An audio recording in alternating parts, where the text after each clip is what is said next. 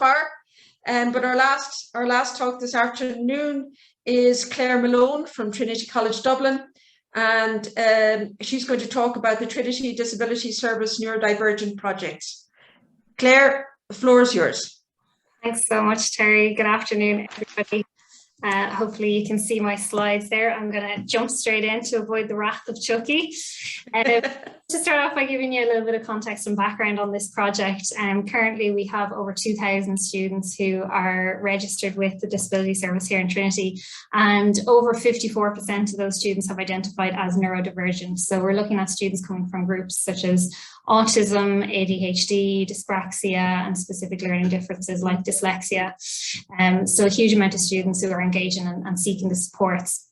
We're seeing increases in general across the students who are coming to the disability service seeking supports, but particularly in these neurodivergent categories. So in the last couple of years, in particular in autism and ADHD, we've seen massive increases in students coming seeking supports. We are conscious that there are challenges that these groups of students are presented with. So a piece of research we did in 2018 highlighted that autistic students were among the highest risk groups of withdrawal from college. So 24% of students were had withdrawn from college in that period where we looked at that data. And students are also experiencing lots of challenges around progressing through college, so managing challenges like maybe going on an Erasmus year or managing a professional placement. So we launched this neurodivergent project in July of last year, and really it was to look at the existing supports that we provide, to look at ways that we can improve upon those, and then to look at any gaps in the supports and resources that we're providing for neurodivergent students. So my role is an occupational therapist. So the project is based upon an occupational therapy approach, and we use the person, environment, occupation, or PEO model. And within that, we want to look at the individual support needs of the student.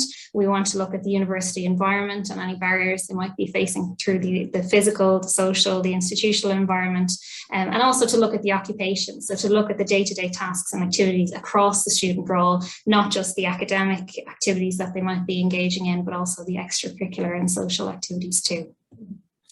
So the project has aims across three areas, or the three key themes across the project. The first is that individual student support pathway, and here we wanted to look at the supports and the needs assessment process that we're providing to students, to evaluate it and to update it to ensure that we're meeting those specific needs across neurodivergent student groups. We wanted to look at those transitions secondly, so we wanted to look at ensuring we can offer students resources and supports to help them along those key transition points through the student journey. And then finally, we wanted to look at the university environment, so addressing those physical, social and institutional barriers that may impact a student's participation in their student role. So just to give you an idea of the activities involved in each of those three elements of the project, in terms of the student support pathways, some of the things that we've done so far, we focused very much in the initial phase of the project on autism support. So this year we've kind of been adapting and tailoring our needs assessment process, and really the key things coming out of that are to ensure that the needs assessment is an ongoing process for students, so that there's constant opportunity throughout their first year in college or throughout their initial engagement with the disability service to look at changing needs and to looking at ensuring that the accommodations and the supports that we set up are actually meeting their needs and enabling them to engage to the best of their ability in their studies. We're providing evidence-based one-to-one support, so that includes our one-to-one occupational therapy services and additional services like specialist academic support. At the moment, we're embarking on a piece of research around ADHD, so we've seen a really big increase in the number of students who are contacting the service who are maybe facing barriers to assessment and diagnosis of ADHD. So we're looking at ways that we can actually assist these students, both for us as a disability service and then connecting in with other services and other supports across the college to look at providing some resources to assist the students with some of the difficulties that they might be experiencing.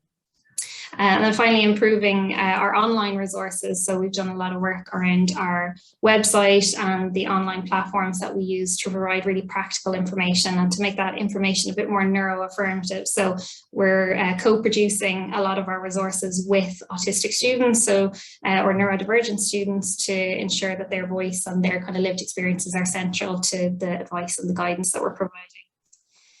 Then in terms of transitions, so we do have a pre-entry and orientation program that we run in the disability service, and we have focused on, again, tailoring that around neurodivergent needs. So over last summer and the pre-entry period this year, we ran a series of summer events and activities to begin to link in with students who are coming into college, completing their Leaving Cert, and we ran a specialised 2-day orientation program to help just introduce students to college life and different aspects of being a college student. We provide a weekly drop-in service, so there's a neurodivergent drop-in on a Tuesday morning, and that is to provide a space for students to come in if they have queries, if they're seeking supports, or if they're interested in learning more about the project itself and how they might get involved. We offer outreach support, so I mentioned we are looking at kind of everything as part of the student role, not just the academic part. So we have outreach support in Trinity Hall, which is our student accommodation for first year students. And we're looking at kind of providing some of our supports like occupational therapy out there around the independent living piece.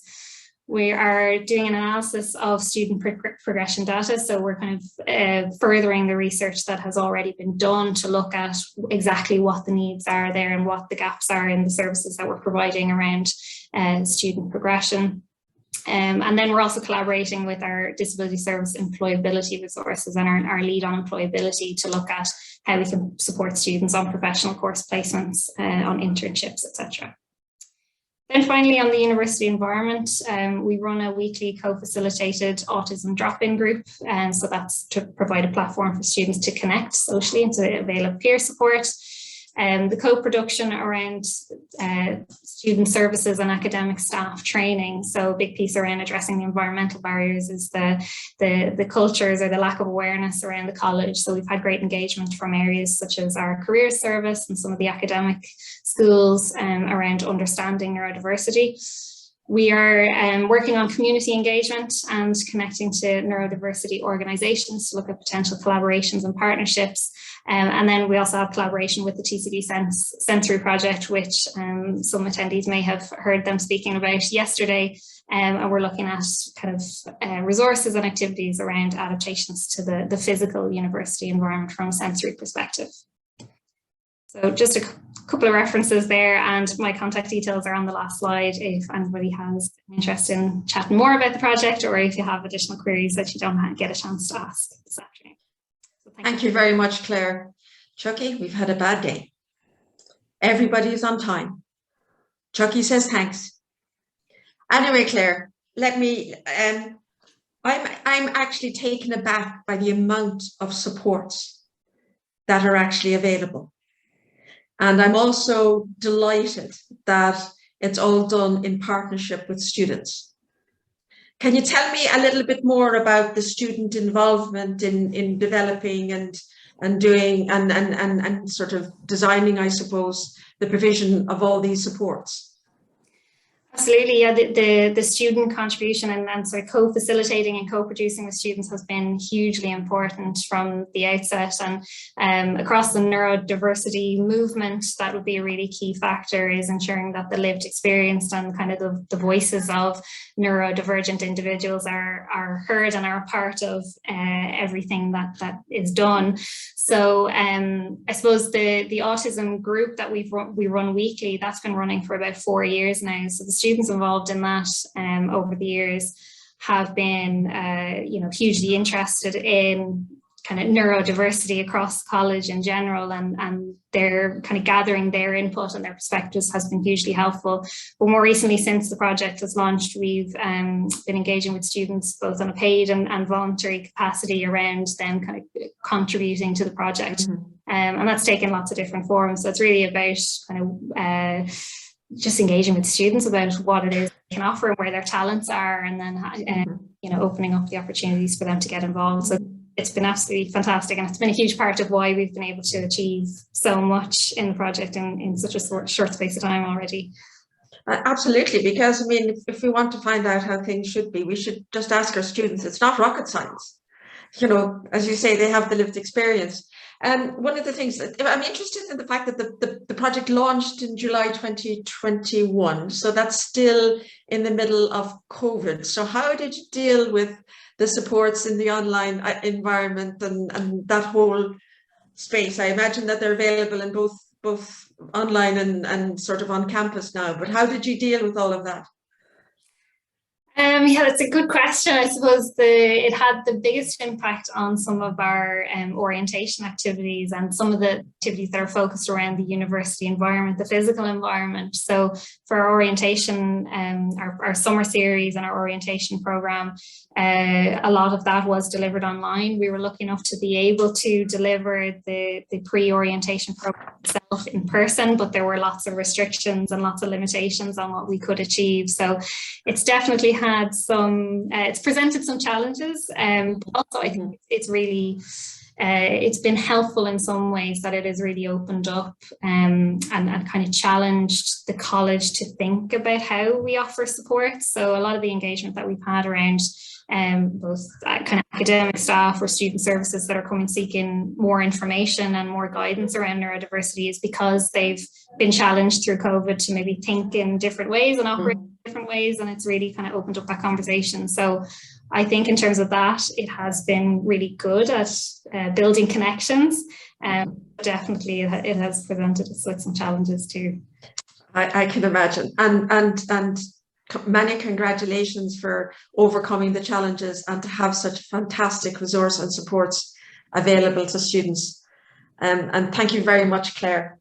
Let me